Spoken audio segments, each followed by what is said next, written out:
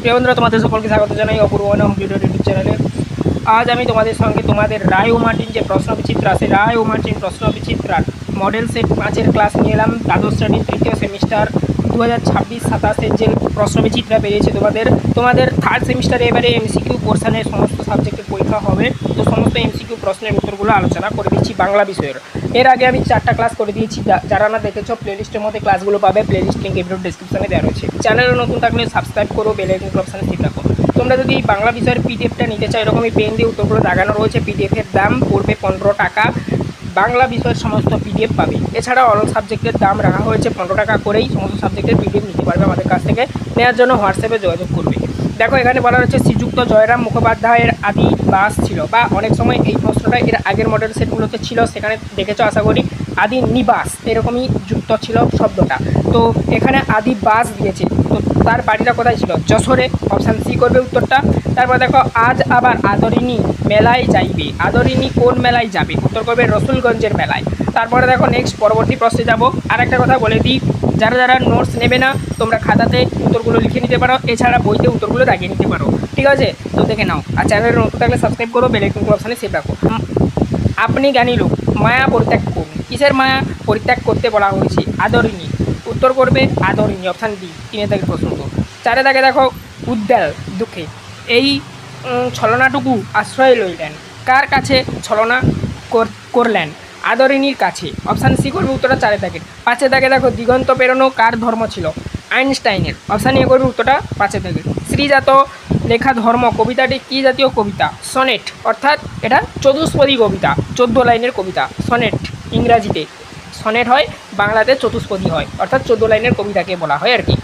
নিশ্চিত পৌঁছবো সেই তৃষ্ণাহর খজ্জুরের দ্বীপে। তৃষ্ণাহর শব্দের অর্থ তৃষ্ণা নিবারণকারী, অর্থাৎ খেজুর গাছকে বলা হয় তৃষ্ণা নিবারণকারী বৃক্ষ। খজ্জুর মানে এখানে খেজুরি কথা বলা হয়েছে।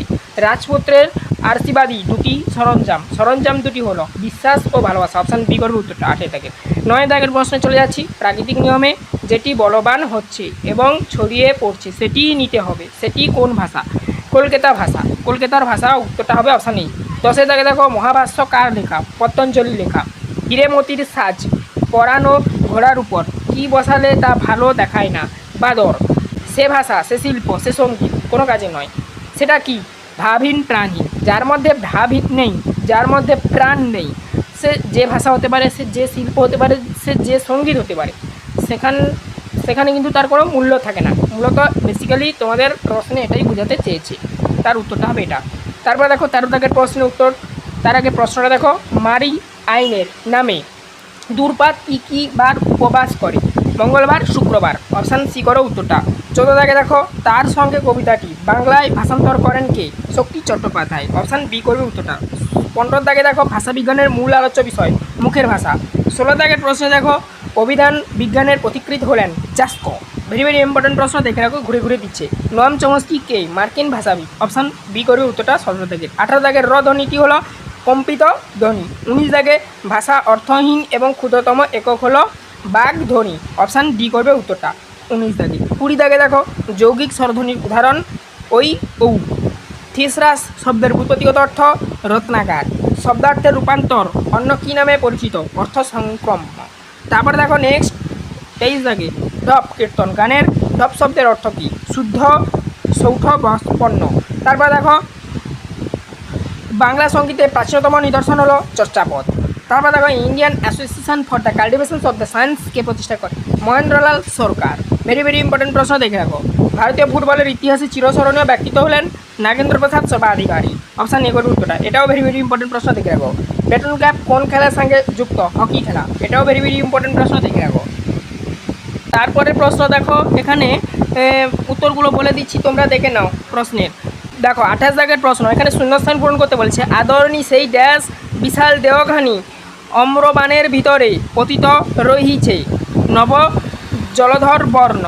এখানে অপশান বি করবে উত্তরটা 28 দাগে।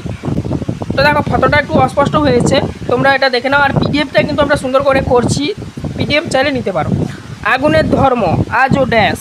উত্তর করবে ভস্মে চরিত। আর পিডিএফ কম্পিউটার কপি হবে, ঠিক আছে?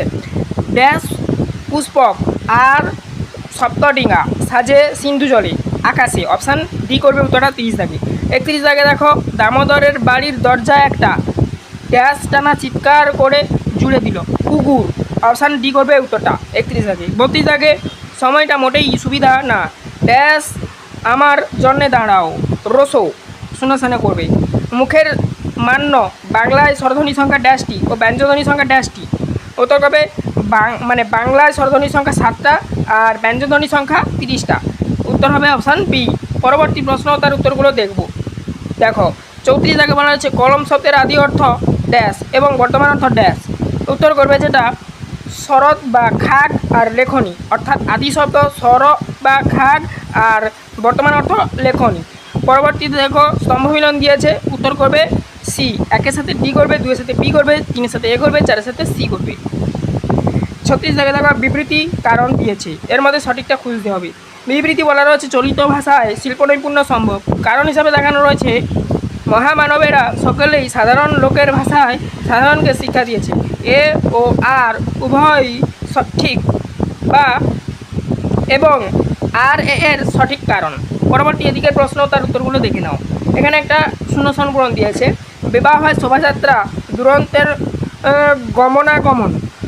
তারপরে বলা রয়েছে যে ল্যাম্পপোস্টের পথের পাশের বৃক্ষখণ্ডে প্রকাশ্য স্থানে। তারপর বলা রয়েছে দিকটা দেখো 15/20 আর কি, টাকা বেশি 15 অথবা 20 আর কি, যেটা বলা হয়েছে টাকার বেশি আয় হলো না। ভাড়া প্রতি রোজ 3 টাকা, খোরাকি 1 টাকা, একুনে 4 টাকা।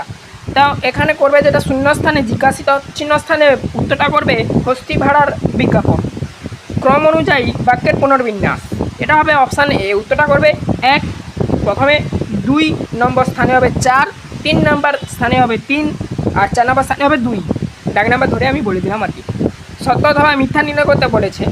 প্রথমেরটা হবে সত্য, দ্বিতীয়টা হবে মিথ্যা, তৃতীয়টা হবে মিথ্যা, চতুর্থটা হবে সত্য। বলা রয়েছে কাপড় চোপড় যা পরবে সঙ্গে নিতে হবে, এটা সত্য। শুধু কারেকশান ফুল সংগ্রহ করতে হবে, এটা করবে মিথ্যা। কেবল মধু তালস করতে হবে এই সময়, এটা হচ্ছে মিথ্যা। তারপরে সবশেষে ছিল বাধা যতই মাথা উঁচু করুক আমরা ঝুঁঝবই, উত্তর করবে এটা সত্য। তারপরে দেখো 40-এরটা বলা রয়েছে চৈত্র সংক্রান্তিতে বামুনহাটের একটি বড় মেলা, এটা বিবৃতি দেওয়া রয়েছে 1 নম্বর। 2 নম্বর বিবৃতি, এরপর 2 মাস মাত্র মুখোপাধ্যায় মহাশয় জীবিত ছিলেন। উপরিউক্ত বিবৃতি দুটি সাপেক্ষে নিম্নলিখিত বিকল্পগুলির থেকে সঠিক উত্তরটি নির্বাচন করো। উত্তর করবে অপশান ডি। বিবৃতি 1 ও বিবৃতি 2 উভয় সত্য কিন্তু পরস্পর সম্পর্কহীন। এই ছিল মডেল সেট 5-এর সমস্ত প্রশ্ন তার উত্তর। এর আগে মডেল সেট 4 অবধি ক্লাস করে দিয়েছি, যারা না দেখেছ প্লেলিস্টের মধ্যে পাবে। তোমরা যারা পিডিএফ নোট নেবে না, পিডিএফটা আমরা কম্পিউটার কপি প্রোভাইড করাবো তোমাদেরকে। 15 টাকা দাম রাখা হয়েছে, বাংলা বিষয়ের অল পিডিএফ পাবে 15 টাকার বিনিময়ে। যারা নেবে না তোমরা খাতাতে লিখে নিতে পারো, এছাড়া বইতে দাগিয়ে নিতে পারো উত্তর।